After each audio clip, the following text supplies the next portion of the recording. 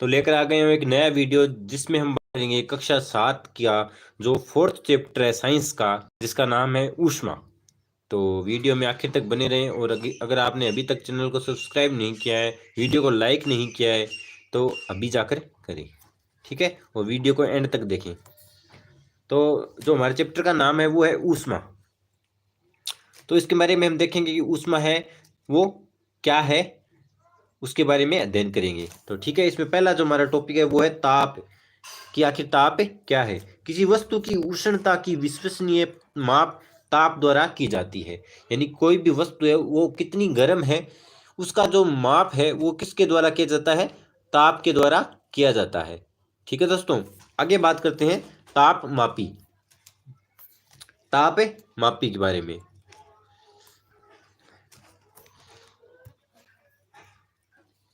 ताप मापी ताप मापने के लिए उपयोग की जाने वाली युक्ति को तापमापी या थर्मामीटर कहते हैं। यानी ताप, अगर कितना कोई वस्तु कितनी गर्म है या कितनी उसमें ताप है, उसको मापने के लिए जिस युक्ति या जिस उपकरण का उपयोग में लिया जाता है उसे क्या कहते हैं, तापमापी, या उसे थर्मामीटर कहा जाता है। ठीक है दोस्तों, आगे बात करते हैं डॉक्टरी थर्मामीटर या डॉक्टरी ताप मापी। जिस ताप मापी से हम अपने शरीर के ताप को मापते हैं उसे डॉक्टरी थर्मामीटर कहते हैं। यानी जिस तापमापी से हम अपने शरीर को, यानी मनुष्य अपने शरीर को नापता है, या जो मनुष्य का जो ताप है, जो उष्णता है, उसको वो मापता है, उस मापने के उपकरण को क्या कहते हैं, डॉक्टरी थर्मामीटर कहते हैं। डॉक्टरी थर्मामीटर पर दो पैमाने बने होते हैं, सेल्सियम और फ़ारेनहाइट। और जो जो डॉक्टरी थर्मामीटर होता है उस पर दो पैमाने बने होते हैं। उनमें एक जो पैमाना होता है वो होता है सेल्सियम का, और एक होता है फ़ारेनहाइट का। ठीक है दोस्तों, आगे बात करते हैं सेल्सियम स्केल का परिसर 35 डिग्री सेल्सियस से 42 डिग्री सेल्सियस तक ही मापने का होता है। यानी जो सेल्सियम होता है, जो स्केल होती है, उसका जो परिसर या जो उसका जो आकार है वो कहाँ तक नापने का होता है, 35 डिग्री से लेकर 42 डिग्री तक का ताप है वही मापने का काम है होता है। आगे है फ़ारेनहाइट। फ़ारेनहाइट स्केल का परिसर 94 फ़ारेनहाइट से 110 फ़ारेनहाइट तक मापने का होता है। आगे देखें, स्वस्थ मानव शरीर का सामान्य तापमान 37 डिग्री होता है, और जो स्वस्थ मनुष्य है उसका जो तापमान है, उसकी जो उष्णता है वो सामान्य रूप से 37 डिग्री सेल्सियस से होता है। डॉक्टरी थर्मामीटर को केवल मानव शरीर का ताप मापने के लिए ही बनाया गया है, और जो डॉक्टर द्वारा जो थर्मामीटर बनाया गया है, डॉक्टरी थर्मामीटर डॉक्टरों के उपयोग के लिए, वो उसका उपयोग वो मानव शरीर का जो ताप है उसे मापने के लिए ही किया जाता है। आगे बात करते हैं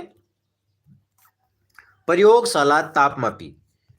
प्रयोगशाला तापमापी मानव शरीर के अतिरिक्त अन्य पदार्थों की न्यूनतम एवं अधिकतम ताप को प्रयोगशाला द्वारा तापमापी द्वारा माप सकते हैं। मानव शरीर है उसके अलावा अन्य जो पदार्थ है उनको उनकी न्यूनतम और जो अधिकतम ताप है उसको प्रयोगशाला में रखा हुआ जो प्रयोगशाला जो तापमापी है उसके द्वारा माप सकते हैं। प्रयोगशाला तापमापी का पाठ्यांक 10 डिग्री सेल्सियस से 110 डिग्री सेल्सियस होता है।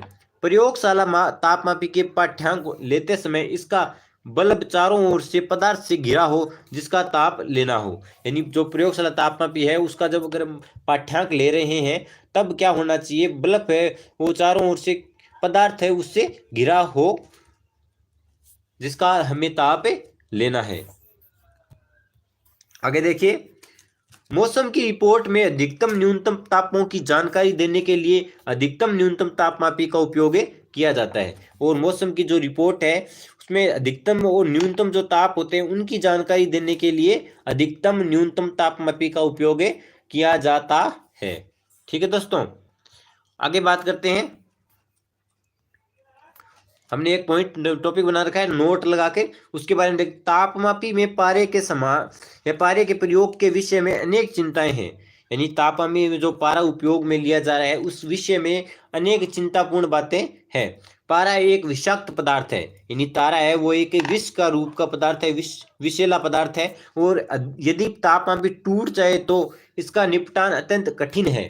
और अगर क्या हो कि तापमापी जो पारा है, तापमापी में जो पारा है वो तापमापी ही क्या हो जाए, टूट जाए, तो इसका जो निपटान करना है वो बहुत ही कठिन या जटिल है। आजकल अंकीय तापमापी या डिजिटल थर्मामीटर उपलब्ध है जिनमें पारे का उपयोग नहीं होता है। आजकल तो क्या होने लग गया है, अंकीय तापमापी या उसे क्या बोलते हैं, डिजिटल तापमापी बोलते हैं, वो उपलब्ध है जिसमें क्या नहीं होता, पारा ही उपस्थित नहीं होता। आगे बात करते हैं ऊष्मा का स्थानांतरण, कि ऊष्मा है जो उसका स्थानांतरण है वो किस प्रकार से होता है। पहला है इसमें हमारा पॉइंट, चालन के द्वारा। वह प्रक्रम जिसमें ऊष्मा किसी वस्तु के गर्म सिरे से ठंडे सिरे की ओर स्थानांतरित होती है चालन कहलाता है। चालन का मतलब क्या, चलना। अर्थात वह प्रक्रम जिसमें क्या हो कि ऊष्मा एक किसी वस्तु का जो एक गर्म सिरा है उससे किसी ठंडे सिरे की ओर क्या हो जाए, चली जाए, तो उसे क्या कहते हैं, चालन कहते हैं। ठोस पदार्थों में ऊष्मा प्राय चालन के प्रक्रम द्वारा स्थानांतरित होती है। और जो ठोस होते हैं, जो ठोस पदार्थ होते हैं उनमें क्या होती है कि ऊष्मा है वो चालन का जो प्रक्रम है उसी के द्वारा क्या होती है, स्थानांतरित होती है। इसमें हमारा पहला पॉइंट है चालन का, वो है सुचालक, और एक दूसरा है वो है कुचालक। तो पहले बात करते हैं सुचालक के बारे में। जो पदार्थ अपने से होकर ऊष्मा को आसानी से जाने देते हैं उन्हें ऊष्मा का सुचालक कहते हैं। यानी वे पदार्थ जो क्या होते हैं, ऊष्मा को अपने अंदर से आसानी से आगे की ओर धकेल देती है, उन्हें ऊष्मा का सुचालक कहते हैं। अर्थात उन पदार्थों को ऊष्मा का सुचालक कहते हैं। उदाहरण के रूप में हम देखते हैं एल्यूमिनियम, आयरन तथा कॉपर, यानी इन सभी पदार्थों से ऊष्मा है वो क्या हो जाती है, आसानी से प्रवेश कर जाती है और आगे बढ़ जाती है। आगे बात करते हैं दूसरा जो है वो है कुचालक। जो पदार्थ अपने से होकर ऊष्मा को आसानी से नहीं जाने देते उन्हें ऊष्मा का कुचालक कहते हैं। यानी वे पदार्थ या कुछ पदार्थ जो अपने अंदर से होकर ऊष्मा को आसानी से नहीं जाने देते उन्हें ऊष्मा का कुचालक कहते हैं। उदाहरण के रूप में देखते हैं प्लास्टिक तथा लकड़ी। तो ये प्लास्टिक और लकड़ी है वो अपने अंदर से वो क्या नहीं होने देती, ऊष्मा को आगे की ओर प्रवेश नहीं करने देती, आगे इसके अंदर से लकड़ियों और जो प्लास्टिक है उसके अंदर से जो ऊष्मा है वो नहीं जाती। कुचालकों को ऊष्मा रोधी भी कहते हैं, और जो कुचालक होते हैं उनको ऊष्मा रोधी भी कहा जाता है। जल तथा वायु का स्थानांतरण संवहन विधि द्वारा होता है। और जो जल और जो वायु है उसका स्थानांतरण है वो किसके कौन सी विधि के द्वारा होता है, संवहन विधि के द्वारा स्थानांतरण होता है। और जल तथा वायु है वो क्या है, ऊष्मा के कुचालक हैं। ठीक है दोस्तों, आगे बात करते हैं वायु में संवहन द्वारा ऊष्मा का स्थानांतरण। इसमें हमारा पहला टॉपिक है समुद्र समीर। दिन के समय स्थल जल की अपेक्षा शीघ्र गर्म होता है। तो यानी दिन का जब समय होता है तो स्थल है वो क्या होता है, जल की अपेक्षा शीघ्र गर्म, या उसमें जो तापमान है वो क्या होता है, अधिक होता है। स्थल के ऊपर की वायु गर्म होकर ऊपर उठती है। इसका स्थान लेने के लिए समुद्र की ओर से ठंडी वायु स्थल की ओर बहती है। चक्र को पूरा करने के लिए स्थल की ओर से गर्म वायु समुद्र की ओर बह जाती है। समुद्र की ओर आने वाली वायु को समुद्र समीर कहते हैं। यानी जो समुद्र समीर है उसके बारे में बताया गया है। तो इसमें कि दिन का जो समय होता है उस समय तो क्या होती है, जो जल की अपेक्षा है वो शीघ्र गर्म होता है। यानी दिन है वो दिन के समय स्थल, जो स्थल की जो भूमि होती है, रेत होती है, वो क्या होती है, जल की जो अपेक्षा है वो उससे अधिक गर्म होती है। स्थल के ऊपर की जो वायु है वो गर्म होती है और वो क्या होती है, ऊपर उठने लग जाती है। और इस जो ऊपर उठने की वजह जो स्थान बचता है उस स्थान को लेने के लिए समुद्र की ओर से क्या होती है, ठंडी वायु है वो स्थल की ओर रेत की ओर बहती है। और इस चक्र को पूरा करने के लिए स्थल की ओर से जो गर्म वायु है समुद्र की ओर बह जाती है। समुद्र की ओर आने वाली वायु को हम क्या कहते हैं, समुद्री समीर या समुद्री समीर कहते हैं। आगे देखिए थल समीर कि आखिर थल समीर क्या होता है। रात्रि या रात में यह प्रक्रम ठीक विपरीत हो जाता है। यानी जो समुद्री जो समीर है उससे विपरीत हो जाता है। समुद्र का जल स्थल की अपेक्षा धीमी गति से ठंडा होता है। यानी समुद्र का जो पानी है वो जो जो रेत या स्थल होता है उसकी अपेक्षा धीमी गति से ठंडा होता है। इसलिए स्थल की ओर से ठंडी वायु समुद्र की ओर बहती है, यह थल समीर कहलाता है। यानी रात्रि में एक तो ये प्रक्रम है वो समुद्र जो समीर है उसके प्रक्रम से विपरीत हो जाता है, और समुद्र का जो पानी है वो जो रेत या स्थल है उसकी अपेक्षा धीमी गति से ठंडा होता है, इसलिए स्थल की ओर से ठंडी वायु है वो समुद्र की ओर बहने लगती है, इसीलिए इसे क्या कहते हैं, थल समीर कहते हैं। आगे बात करते हैं विकिरण द्वारा ऊष्मा का स्थानांतरण। विकिरण द्वारा ऊष्मा का स्थानांतरण, इसके बारे में देखेंगे।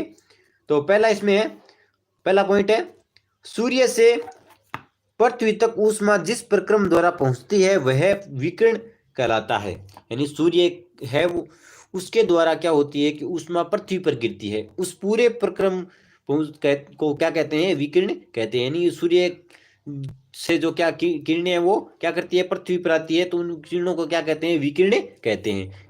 इसमें माध्यम की आवश्यकता नहीं होती और ये बिना किसी माध्यम के पृथ्वी पर प्रवेश करती है। हीटर के द्वारा ऊष्मा का स्थानांतरण विकिरण द्वारा होता है, और हीटर के द्वारा भी ऊष्मा का जो स्थानांतरण है वो किसके द्वारा किया जाता है, विकिरण द्वारा किया जाता है। गर्म बर्तन का ठंडा होना विकिरण की प्रक्रिया है, और गर्म अगर कोई बर्तन है और वो ठंडा हो रहा है तो यह प्रक्रिया क्या है, विकिरण की प्रक्रिया है। हमारा शरीर विकिरण के द्वारा ही परिवेश को ऊष्मा देता है और उससे ही ऊष्मा ग्रहण करता है।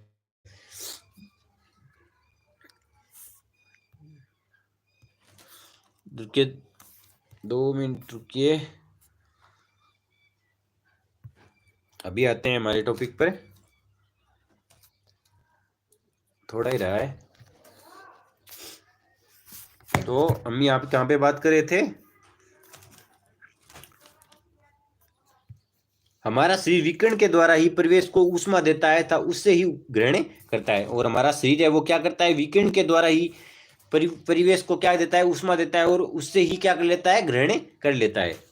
नेक्स्ट पॉइंट है, गर्मी में हल्के रंग के कपड़े पहनने चाहिए क्योंकि हल्का रंग उसमें विकिरण के अधिकांश भाग को परावर्तित कर देता है। यानी जो गर्मियां हैं, गर्मियों का जो मौसम होता है उस समय हमें क्या करनी चाहिए, हल्के रंग के जो कपड़े हैं उनको पहनना चाहिए। हल्का रंग क्या कर देता है, ऊष्मा को क्या कर देता है, विकिरण के अधिकांश भाग को परावर्तित कर देता है।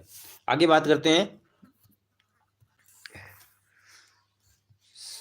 सर्दियों में ऊनी वस्त्र पहनना अधिक आरामदेह है। यानी जो सर्दियों का जो मौसम है उस समय में क्या पहनने चाहिए, ऊनी वस्त्रों को अधिक महत्व देना चाहिए, अधिक पहनने चाहिए, क्योंकि वो क्या होते हैं, आरामदेह होते हैं। क्योंकि ऊन ऊष्मा रोधी है, और ऊन क्या है, ऊष्मा रोधी है। इसके अतिरिक्त ऊन के रेशों के बीच में वायु फंसी रहती है, और इसके अलावा क्या है कि ऊन के जो रेशे होते हैं उनके बीच में क्या फंसी रहती है, वायु हवा फंसी रहती है, जो कि ऊष्मा की कुचालक है, और वायु क्या है, ऊष्मा की कुचालक है। अतः वायु हमारे शरीर की ऊष्मा को ठंडे परिवेश की ओर विकृत होने से रोकती है। यानी हमें इसके कारण है वो क्या है, हमें सर्दी नहीं लगती है। ठीक है दोस्तों, तो बात करेंगे अगले चैप्टर में, जो 5वां चैप्टर है उसके बारे में बात करेंगे कल। तो वीडियो को अगर आपने अभी तक लाइक नहीं किया है तो वीडियो को लाइक करें, कमेंट करें और चैनल को सब्सक्राइब जरूर करें। तो धन्यवाद, मिलते हैं कल।